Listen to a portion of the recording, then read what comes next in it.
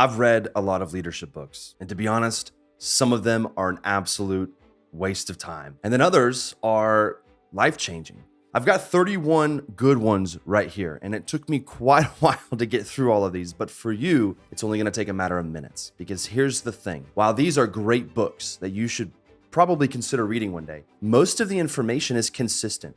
It's relatively easy to summarize what all of these books have to say about leadership because they're all built on universal leadership principles or truths. There are certainly countless leadership styles, tips, skills, approaches. That's not ultimately what we need most. What we need most are principles. Principles are the foundation we're looking for, and principles are much, much better than practices. I think it's going to be a good discussion. But before we dive in, I encourage you to download my free leadership resource list. You know, it's not any sort of affiliate link thing. I'm really not about all that, to be honest. It's just a PDF list of resources that I found personally life-changing. And it really would bring me just so much joy if they served you in the same way. It's linked below, or if you're listening via podcast, you can go to my website, zachwhite.com. You can find it there. You know, I can only afford to post new episodes once a week.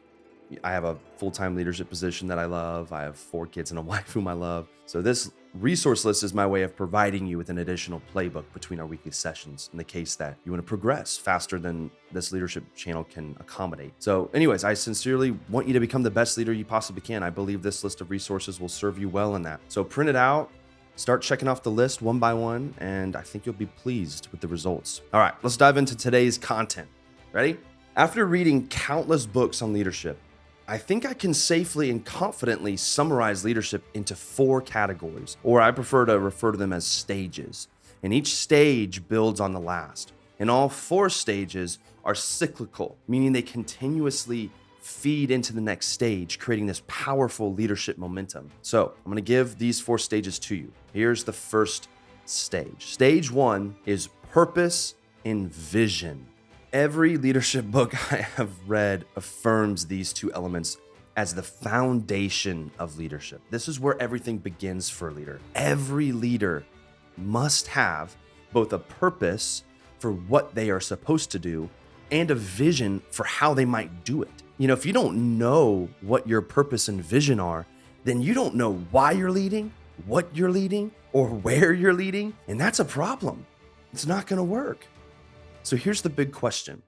Can you clearly articulate your purpose and vision? If not, you got to start there.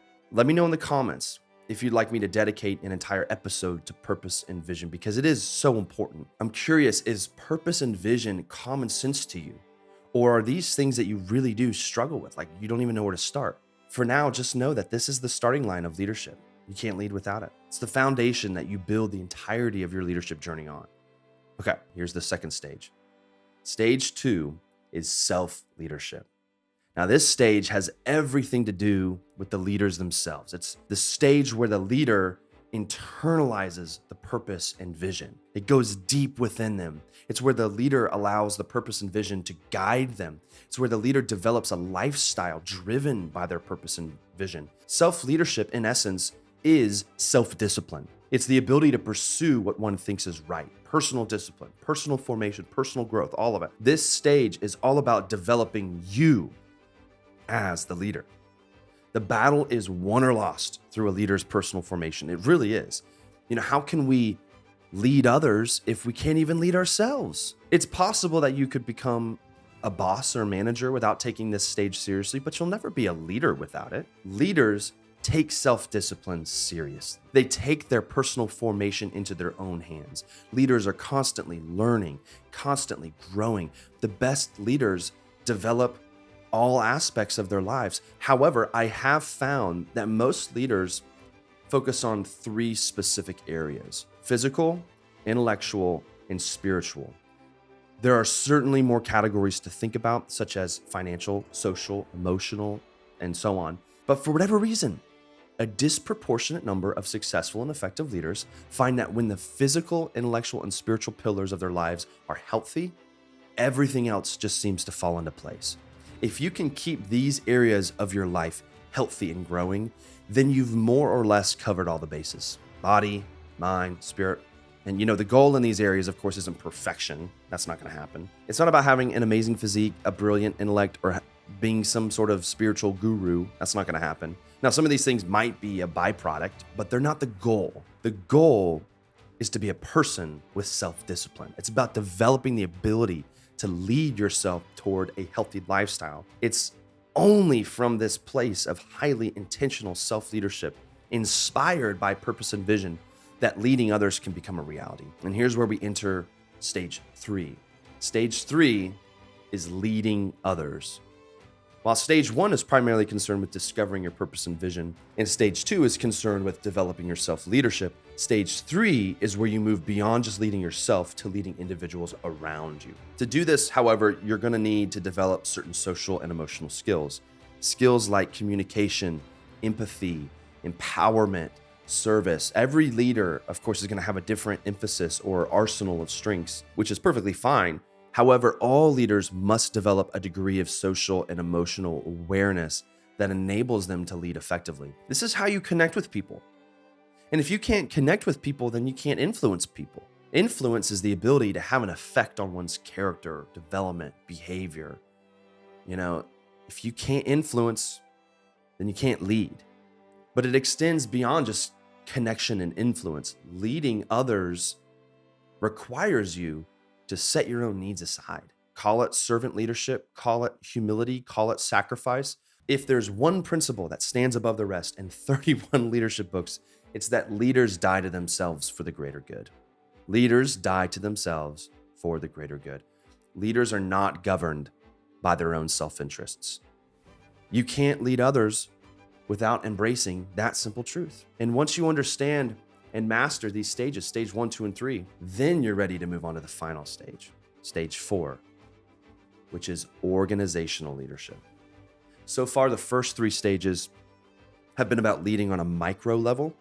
This 4th stage focuses on leading at a macro level. And in many ways, this is the stage that most leadership books focus on. There's one word that pretty much sums up the entirety of this stage. It's a word that I'm sure, or I hope, you've heard before.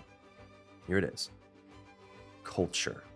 By culture, I mean the shared values, beliefs, attitudes, and behaviors that define an organization's environment and how its members interact and work together. 99% of stage 4 leadership is centered around building and maintaining a healthy culture. This is the leader's job. And the longer you are in leadership, the more you realize that you have to do more and more of this. A leader could spend 99% of their time doing this one thing, protecting and maintaining the culture. Simon Sinek talks a lot about this. He's a great leadership coach.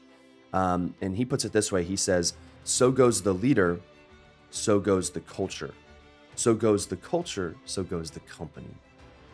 It's brilliant. It's brilliant, and it's accurate. It's critical to understand this. So, what kind of culture are you, as the leader, creating? Or you could say, what kind of culture are you as the leader allowing? There's a difference. It is your job. Are you doing it?